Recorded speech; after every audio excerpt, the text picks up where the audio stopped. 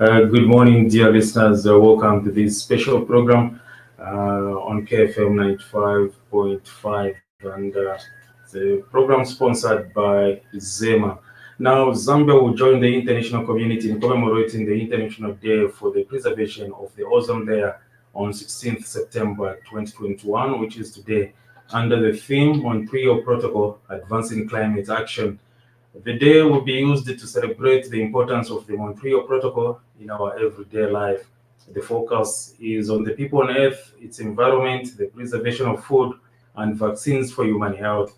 The theme highlights the significant role the Montreal Protocol plays in addressing climate change beyond its original goal of protecting the ozone layer. The specific objective is to support a global campaign to the wider public, policymakers, and end users about technology, health, environment associated with best practices in relation to technology, minimizing food waste, energy loss in the cold chain process. But what is the Montreal Protocol and ozone layer? How do they concern the environment and our well-being? Well, stay tuned and find out on today's special program, on which I have privilege of hosting Mr. Richard Mutika from Zema. And let me just welcome my guest, Mr. Mutika. Welcome to the program. Thank you so much. Okay, Mr. Mutika, to start with, briefly explain about Zema. Well, Zema is a statutory body established under the Environmental Management Act number 12 of 2011. Before 2011, it was called the Environmental Council of Zambia. It was established under the Environmental Protection and Pollution Control Act. And then this is the principal regulatory body in our country. Yeah, so it is the principal regulatory body in our country. The mandate of the institution hinges on pollution control, such as water pollution control, air pollution control, chemicals management. And then we talk about hazardous waste management, industrial waste management, and the like. So those are the pillars on which our mandate lies. So the actual performance of activities to achieve this mandate involves normally about a number of tools such as environmental assessments. We also have the licensing, the compliance monitoring. We have the emergency follow-up and complaints follow-up. Those are the tools we use to achieve the mandate of the institution. Yeah. Okay, so now to the topic of the day. What is ozone and Montreal Protocol, and how does it concern the common man on the streets? Okay, so ozone is a compound or a molecule of 3 oxygen atoms that are combined together chemically to form a compound. And then this ozone is prominent in the stratosphere, which is a region of the atmosphere about 15 to 35 kilometers above the Earth's surface. And when we talk about the ozone layer, it's a layer that is very important because it helps us to protect ourselves from excessive radiation from the sun. So the Montreal Protocol was convened in 1987 because the ozone layer was observed to be depleted because of man-made chemicals that were contributing to the depletion of the ozone layer. And because of that, the Montreal Protocol is important because it came up with some of the solutions to the problem. Yeah. Okay, so you say they came up with the problems. What are those problems? Yeah, so the problem in around the 1980s, scientists discovered that the ozone layer was significantly being depleted because of man-made chemicals, mostly those that are used in refrigeration and cold storage systems. They were depleting the ozone layer when they are emitted into the environment. When they reach the stratosphere, they were reacting with the ozone, breaking it down to oxygen and other compounds. And now, because the ozone layer acts as a protective shield to us here on Earth by filtering the radiation, especially preventing UVB from reaching the surface of the Earth where we are. So now these ozone depleting substances, we are reacting with the oxygen, thereby reducing the ozone layer. In the around 1985, it was discovered that there was a big hole around the Antarctica area because of the same problem of ozone depleting substances. So it was realized that if this ozone is depleted completely, then we shall not be protected against the harmful radiation from the sun, especially UVB rays, which can cause a lot of harmful effects both to humans, animals, and even aquatic life. You talk about the phytoplankton and all those, they'll be negatively affected. So this was discovered in 1985. So that was a problem, depletion of the ozone layer. Yeah. So you have even talked a bit about the consequences. Just a quick recap on the consequences of this problem that you have highlighted. Yeah, so the consequences of ozone depletion is increased radiation from the sun. There are three different types of radiation that we receive from the sun. There's ultraviolet A, which is UVA, there's UVB, and UVC. Now, UVB is very toxic and very poisonous to us, to human beings, and also to plants and almost every living thing on Earth. It's very poisonous. So now, what the ozone layer does is that it shields us it doesn't allow this UVB to reach us in excessive quantities so that we can live safe lives. So now the solution is that after discovering the problems mentioned earlier, the Vienna Convention was convened in 1985 to discuss the problem, and they created a framework for the reduction in the production of ozone depleting substances. And then in 1987, on 16th September, the same day we are commemorating the World Ozone Day, the Montreal Protocol was also convened, which now came up with practical solutions to the problem itself. And then they agreed that the ozone depleting substances, especially the chlorofluorocarbons, were supposed to be phased out in a phased approach, because if they remove them at one time, it was going to create a crisis, especially in the refrigeration industry. So they came up with a phased approach to removing the most of the ozone depleting substances. Yeah, so that's what the Montreal Protocol did. Okay, so what is the significance of observing this day that you have mentioned, the 16th of September, the International Day for the Ozone Layer? Yeah, observing this day is very important because one, I've just felt that it's creating solutions to a problem that was discovered in the past. And so we observe this day usually to raise awareness to the general public about the importance of the Montreal Protocol, and also the importance, the significance in the preservation of food and vaccines. You know, most of the vaccines we have, they can't survive. They're supposed to be stored in temperature controlled environments. And even some foods, they need temperature controlled environments, such as meat, talk about chicken and fresh fish. You cannot store them anyhow, otherwise they will get wasted. So they need some controlled temperature environments. So the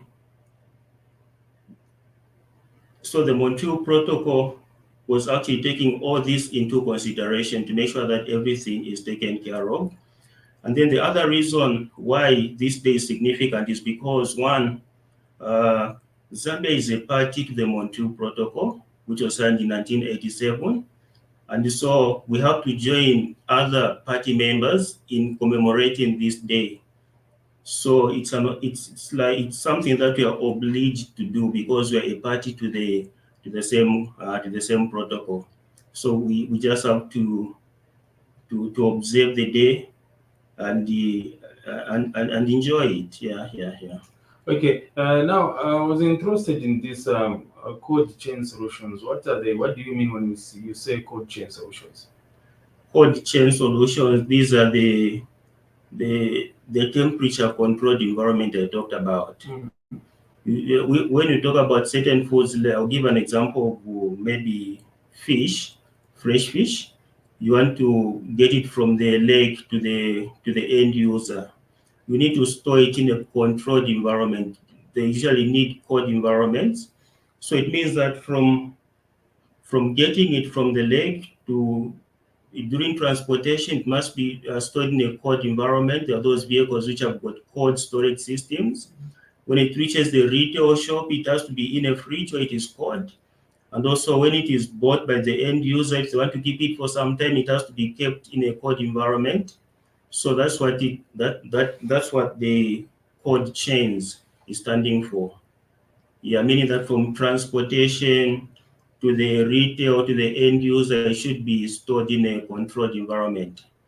Yeah. So you just out of interest, you talked about that is methodical phasing out of some substances that contribute to the depletion of the ozone layer. You gave an example of the refrigeration equipment. Have we now started seeing production of refrigeration equipment that is in conformity with the standards that you've set? Or we are yet to get there, like in terms of the fridges that we get, the latest ones, are they in conformity with the standards that you would like? Okay, let me give some background also to that. Mm. The Montreal Protocol proposed the removal of chlorofluorocarbons Yeah. in the as refrigerants, and then they proposed some replacements, and these were hydrofluorocarbons. So hydrofluorocarbons, they don't deplete the ozone layer. Yeah, so at that point in time, because of the limited knowledge, they were allowed to be used. Now, in 2016 at the Kigali Convention, this was after discovering that these hydrofluorocarbons, despite not depleting the ozone layer, they are potent greenhouse gases. They contribute to global warming by trapping the heat. Because what happens when the heat from the sun comes to the earth, it is the surface of the earth. Some of that heat is reflected back into space. So now the presence of hydrofluorocarbons started trapping the heat which is supposed to go into space, thereby increasing the net heat effect on the earth, which can contribute to global warming. So now at the Kigali Convention, they also decided that even hydrofluorocarbons must be removed, and then they proposed other replacements. So what I can say about that is that there are other replacements which are proposed, which are being used currently. But what I can say is that research is still going on to see how they will perform in the near future. But for now, the hydrofluorocarbons and the chlorofluorocarbons, they'll all be removed from the system. Just make sure that we protect ourselves from both the depletion of the ozone layer and the global warming effect.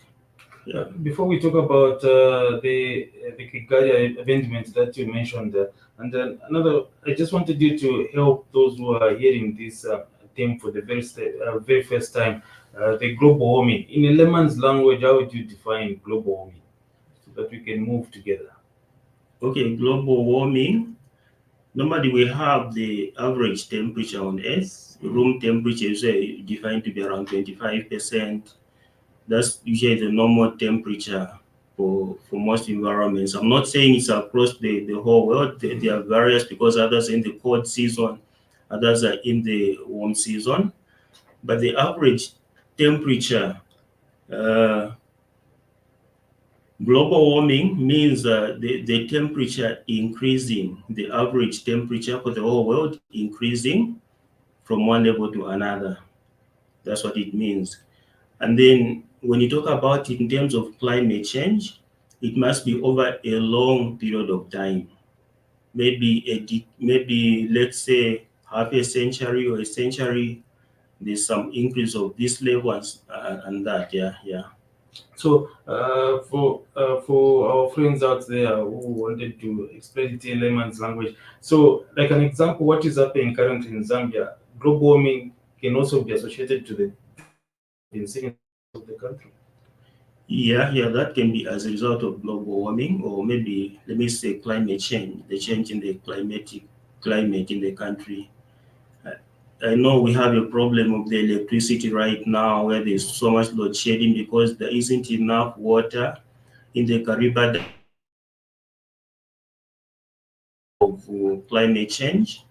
There are many other signs that can be mentioned. In some areas, we find there's abnormal rain and all those kinds. There are also signs of climate change. Yeah. So you mentioned about the Kigali Amendment to the Montreal Protocol. What is it all about? Yeah, as I mentioned earlier, the Kigali Amendment is about the phasing out of the hydrofluorocarbons because this replaced the chlorofluorocarbons. But then it was discovered that they are now contributing to global warming, especially if they are emitted into the environment. They are contributing to global warming. So scientists and researchers had to find other means of sorting the issue out. That's how the Kigali Protocol was convened, and it was agreed that the hydrofluorocarbons will also be phased out from being used as refrigerants and also from being used in cold storage systems. Yeah. Okay, so the benefits of ratification is the one that you have mentioned, the removal of those carbons in the fridges. Yeah, that's one of the benefits. There are many other benefits also because one, as when if like I'll give an example, Zambia ratified the Mm. Kigali Agreement in March. Uh, this year or last year, I think I'll check it better. Mm. I mean, in March this year, they ratified the Kigali Agreement. So what that means is that now they can even amend the laws to include the provisions of the Kigali Agreement, so that if somebody does not follow what is required, it becomes an offense. So in the long run, it will help in enhancing it will help in reducing the problem of global warming that we are facing. And then the other advantage is that there are also financial issues, funding strategies by these international organizations. They do fund, and also technology exchange is one of the benefits as well. And then the other benefit is that Zambia will no longer be used as a dumping ground for equipment that has those substances in them. Because sometimes, especially the developed countries where most of these things are developed, when they see a loop and they know they can't keep them in their countries, they take them to where there's a loophole. And if it's not recognized in Zambia, Zambia can become one of the countries where they can dump such substances, and it will create a problem here. So now rectifying this means that it shall never be used as a dumping ground. They will never sell those items, using those substances to this country anymore. Yeah. So if even if we order these second-hand items that have a potential to contain those carbons, you cannot bring them into the country. No, you cannot bring Okay. because there's a law that also regulates how those should be brought into the country. Yeah. As we go towards the end of our program, you appeal to the public on the importance of sustainable environment management. Yes, so my appeal to the general public is the practice of sustainable development in the area of refrigeration. I would appeal to those who are dealing with maybe servicing of refrigeration systems and stuff to ensure that they adhere to all these requirements from the Kigali Amendment, from the Montreal Protocol. Make sure that we don't entertain chlorofluorocarbons and also hydrofluorocarbons. I know hydrofluorocarbons are not completely out of the picture, because some are still being used, as we still find others. But those which have been banned, make sure we don't recommend users to use them. And then also, I would appeal now to from the general point of view, those who are maybe are running a factory, you are running a mining company, to make sure that we do our production and our activities in a sustainable way, in an environmentally friendly way, so that we do not cause other problems. You know, the problem of not keeping the environment safe is that we put ourselves in danger. You make a little fortune out of one out of carelessness, but the effects that come out are very detrimental. You're running a mine and then you release sulfur dioxide. The people will be shocked, and that will be a cost to the government, because it means that they have to increase the allocation for medical costs in the hospitals and stuff. And also, if your child gets sick, you have to bear the costs. So it's important to make sure that we do everything in an environmentally friendly way, in a sustainable way. Yeah, that's my appeal to the general public. Are you celebrating this day somewhere, or how do you celebrate this day, the 16th of September? Okay, this day is being celebrated all over the world. Here in Zambia, we're celebrating, and all the other about 149 parties to the Montreal Protocol, they're celebrating the same day, just like we're celebrating in Zambia. Yeah, so yeah, it's an obligation that we have as parties. All the parties to the convention are celebrating this day. Okay, so dear listeners, that was Mr. Richard Mutinga, Acting Principal Inspector for Mansa Office, Zema, and we were talking about this International Day for the Preservation of the Ozone Layer, which falls today. And the theme for today's celebration is Montreal Protocol Advancing Climate Action. And it is a day that is being used to celebrate the importance of the Montreal Protocol in our everyday life. And the focus is on the people on Earth, its environment, the preservation of food, and vaccines for human life. Mr. Richard Mutinka, I want to thank you for finding time to be here and have a conversation with us around the issues to do with global warming. Thank you so much. Dear listeners, this is where we end our program today. Join us for another special edition that might come anytime soon on this radio station, KFM 95.5. I've been your presenter, Jack Motombolo. Keep listening to other programs.